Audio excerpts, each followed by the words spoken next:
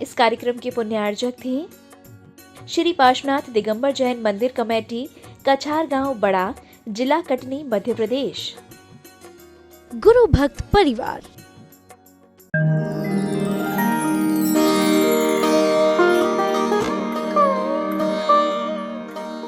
ओम नमः सिद्धेभ्यः।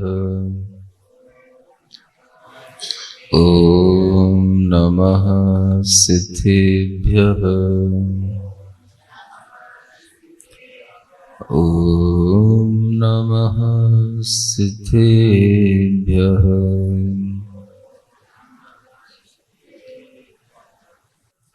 आओ कथा हम तुम्हें प्रभु की सुनाते, श्री रामचंद्र मुनि के गुण गीत गाते। मर्याद निष्ठ पुरुषोत्तम मोक्षगामी, ध्याओ सदा हृदय में बनने अकामी। थे अष्टमे बहुगुणी बलभद्र राम, अत्यंत प्रेम युत लक्ष्मण भ्रात नाम।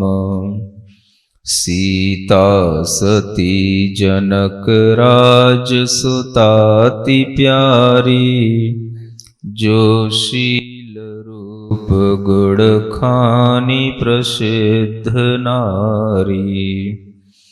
देवादिदेव आदिम तीर्थंकर श्री ऋषभनाथ भगवान की, वर्तमान शासन नायक श्री वर्धमान महावीर भगवान की, श्री 1008 राम प्रभु सिद्ध भगवान की, परम पूज्य आचार्य गुरुवर श्री विद्यासागर जी महाराज की। हे विधि ना कैसे धीर धरूं, बंधन में पड़ी फरियाद करूं। अब विरह सहा नहीं जाता है, अब विरह सहा नहीं जाता है। मुझे राम का नाम सुहाता है, मुझे राम का नाम सुहाता है, श्री राम का नाम सुहाता है। ये उसके मन के विचार मन ही मन में चल रहे हैं। हे विधिना कैसे धीर धरूं, विधि माने वो अपने कर्मों पे ही कह रही है। विधि माने क्या होता है? कर्म। आप क्या समझते हो? विधि माने कोई विधाता है, कोई है ईश्वर जो हमें इस तरह से हमारी परीक्षा ले रहा है या हमें दुख में डाल रहा है, वो ही हमें दुख से उबारेगा। अरे भाई, जब कोई तुम्हें दुख में डालेगा तो फिर वो तुम्हें दुख से उबारेगा क्यों? नहीं समझे? जब कोई विधाता तुम्हें दुख में डालेगा तो फिर वो विधाता फिर तुम्हारा परमेश्वर कैसे हो सकेगा? क्योंकि परमेश्वर तो वो होना चाहिए जो हमें हमेशा सुख में डाले।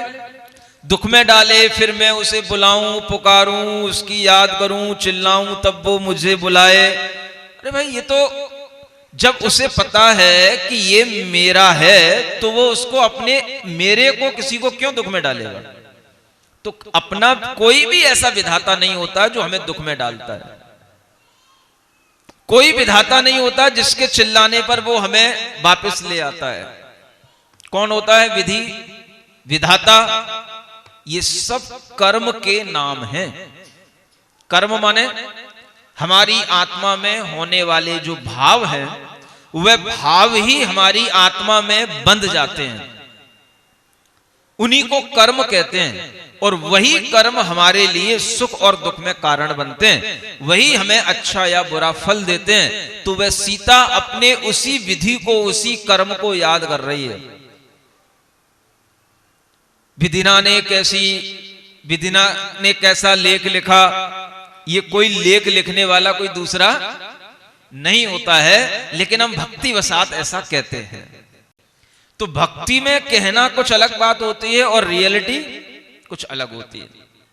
जब हमारे लिए ये बात विश्वास में आ जाए, कोई विधि का लेख लिखने वाला, कोई विधाता हमारे लिए नहीं है, जो आंसू में कलम डुबोए रे, बोलते हो ना, पिंजड़े के पंछी रे तेरा दर्द न जाने कोई, बोलते हो ना। उसी में एक पंक्ति आती है, विधि ने कैसा लेख लिखा, आंसू में कलम डुबोए रे। तो कोई विधि का लेख लिखने वाला कोई विधाता इस तरह का नहीं होता, लेकिन हम ये सब गानाओं के माध्यम से, कल्पनाओं के माध्यम से ऐसा विचार करते हैं। वास्तव में विधि किसको कहते हैं? जो खुद हमने कर्म अर्जित किए हैं वही हमारी विधि है, वही हमारा विधाता है। तो वह उसी को याद कर रही है, ये कर्म के फल से मुझे कैसा बंधन मिला, मैं कैसे फरियाद करूं, हे भगवान मुझे धीर दो। अब भगवान अपने ही अंदर के वो भगवान को याद कर रही है, भगवान मुझे धैर्य दो। और इस तरह से वह अपने अंदर अपनी संकल्प को ध्यान में रखते हुए, वह जिन्होंने इस तरह के कष्टों को जीत लिया है उन भगवान को वो याद करती है। याद किसको किया जाएगा? भगवान कौन होगा? अगर हम कष्ट में हैं और भगवान भी कष्ट में है तो फिर भगवान का आएगा। तो भगवान ने इन कष्टों को जीत लिया हो, वो कहलाता है भगवान। जब कोई जीत लेगा तभी हमें निकालेगा दुख से। तो जो जीतने वाला है वो कहलाता है जिन। इसलिए उनको याद करने से हमारे अंदर भी जीतने की शक्ति आ जाती है। और इधर जो है वह इसी तरह से जिनको याद करते हुए, अपने भीतर के कर्म का ध्यान करते हुए, वह अब धैर्य के साथ में इंतजार कर रही है। और इधर क्या होता है? उधर लंकप ताल से सुंदर लेकर प्राण, माता चंद्र नखा सहित लंका पहुंचा आन। ये सुंदर याद है आपको? कौन था? आप भूल गए? चंद्र नखा तो याद है। उसका एक पुत्र था शंबूक, जिसका लक्ष्मण ने वध किया था। और फिर उसी के कारण से कहानी बढ़ गई। जो ये रावण उसी के कारण से युद्ध में आया और सीता का हरण करके ले गया। और उसी चंद्रनखा का एक और दूसरा पुत्र था सुंदर। जब खरदूषण मारा गया तो सुंदर वहां उस पाताल लंका का राजा बन गया। और जब ये राम लक्ष्मण वगैरह ये सब पाताल लंका पहुंचे तो ये सुंदर ने उनसे युद्ध किया और इस सुंदर को भी उन्होंने वहां से भगा डाला। तो अब वह अपनी मां चंद्रनखा के साथ में रोता बिलखता हुआ अब वह लंका में पहुंचा। कौन सी लंका में? जहां रावण रहता है। यानी रावण की बहन चंद्रनखा और उसका बेटा सुंदर, यानी वह उसका भांजा हुआ। समझ आ रहा है? तो ये अब जाकर के वहां पर कहता है, खरदूषण के मरने की खबर रावण को भी मिल जाती है। 8-10 हजार रानियों सहित मंदोदरी रुदन मचाती है। भाई की गोद में शीश डाल जब बहन ने हाहाकार करी। रावण ने धैर्य दिलासा दे महलों पहुंचाई शोक भरी। फिर रावण देवारण्य गया सीता से मिलने की आश में है।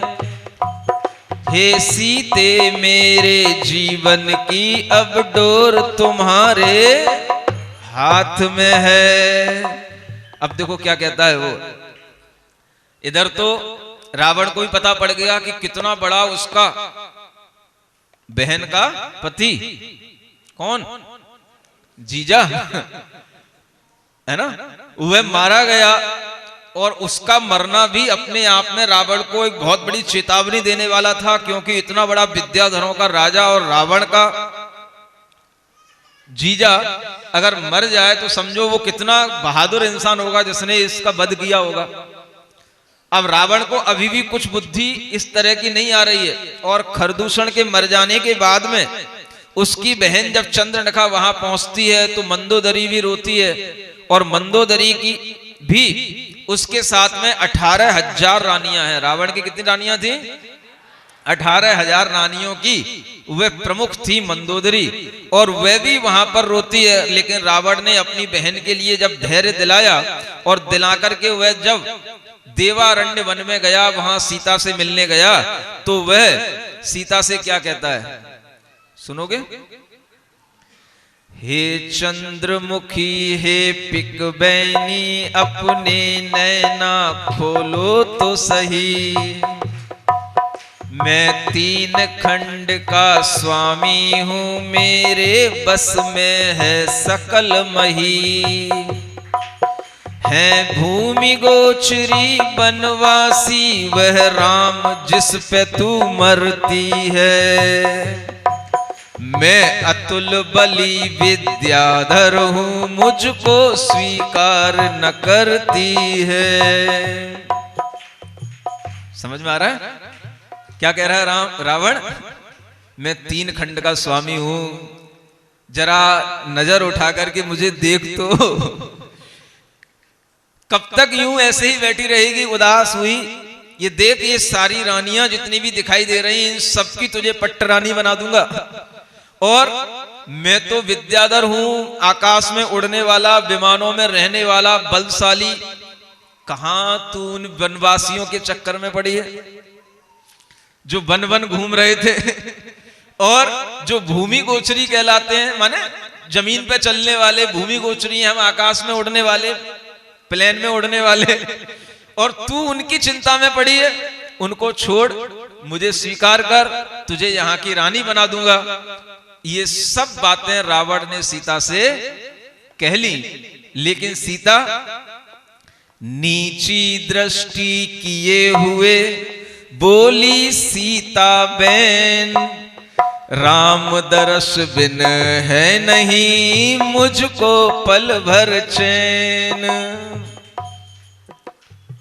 उस समय पर भी सीता ने क्या बोला, सुन रहे हो?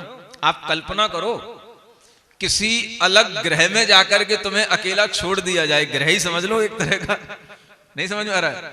कहां अयोध्या और कहां वह लंका, जो आकाश मार्ग से ही जिसको पाया जा सकता है। माने 7 समुंदर पार कोई तुम्हें यूएस यूके में ले जाकर के छोड़ आए और वहां तुम्हें आने जाने का कोई रास्ता या किसी का कोई पता ना हो, अकेला वहां पर तुम्हें कोई डाल रखे, और उस समय पर तुम्हारे अंदर का धैर्य क्या बोलेगा? समझ आ रहा है? ये धैर्य कहां से आता है? तो ये अपने भीतर के धर्म से आता है।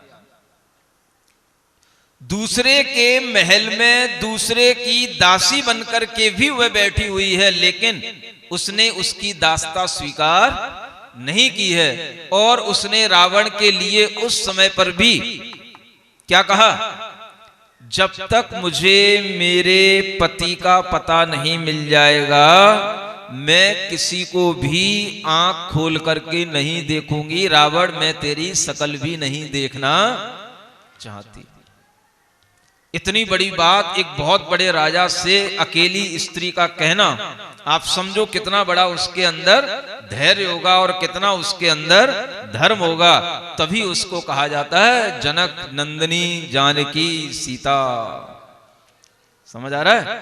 जैसे उसके पिता थे, वैसी ही वह बेटी संस्कारवान, धैर्यवान, धर्मवान, वह बेटी के अंदर वह सब गुण दिखाई दे रहे हैं। और वह कहती है, सुन लंकापति तेरी बिगड़ी मति, मुझको लाया यहां।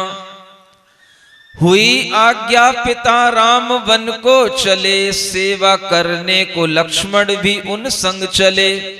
मैं पिया संग चली थी खिली, दिल कली हर्ष पाया महा, हर्ष पाया महा। वन में भ्रमते हुए हम थे तीनों खुशी, नीचता पर तेरी मुझको आती हंसी। वो कहती है, मैं वन में रहते हुए भी खुश थी, लेकिन मैं यहां पर भी इस स्वर्ग जैसी तेरी लंका में रहते हुए भी मैं खुश नहीं हूं। और तू मुझे हर करके यहां पर लाया है, तू नीच है, तू कायर है। इतना तक वह सीता उसको देखे बिना नीची दृष्टि किए हुए उससे सब कह देती है। और इतना ही नहीं, वह आगे और भी उसको चैलेंज देती है, तेरा अभिमान सारा निकल जाएगा, बाण खा अंत तू उनके पछताएगा। ये तेरा जो अभिमान है कि मैं बहुत बड़ा वन विद्याधर राजा हूं और वो भूमि गोचरी है, ये तेरा अभिमान भी दूर हो जाएगा। इतना उसे सीता को श्री राम के ऊपर विश्वास था। सुन रहे हो? तब कहलाती है उस श्री राम की पत्नी सीता। और तभी सीता का नाम पहले लिया जाता है, सिया राम सिया राम सिया राम, माने सीताराम। क्या समझ आ रहा है?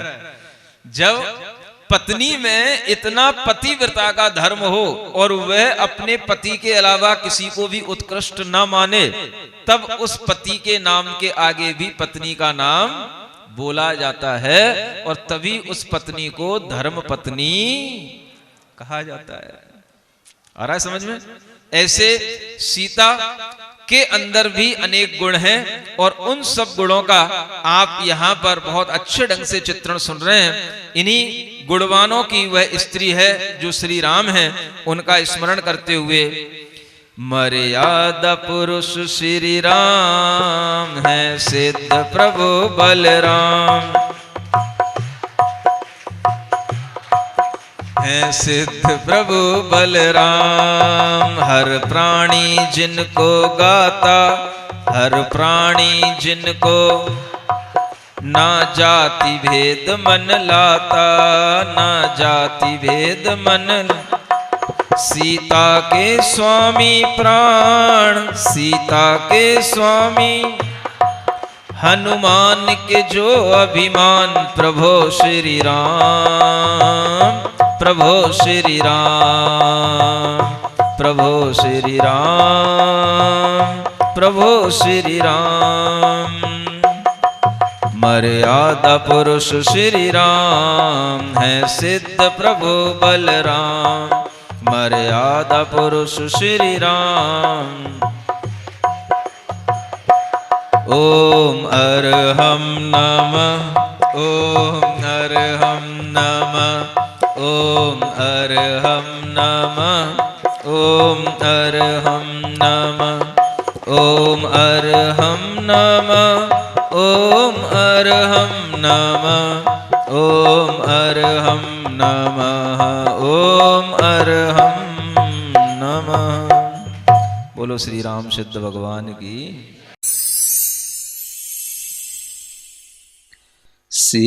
सिरिजिणवाणी जग कल्याणी, जग जन मदतम मोहरी। जनमण हारी गढ़हर हारी, जम जरा भव रोग हरि। तिथ्य राणम दिव्य झुणिम जो पढ़ई सुनई मय्ये धारई।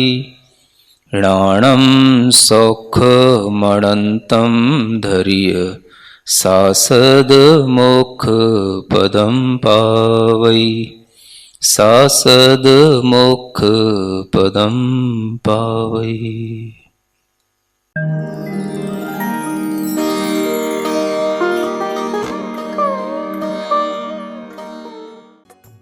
इस कार्यक्रम के पुण्यार्जक हैं श्री पार्श्वनाथ दिगंबर जैन मंदिर कमेटी, कछार गांव बड़ा, जिला कटनी, मध्य प्रदेश। गुरु भक्त परिवार।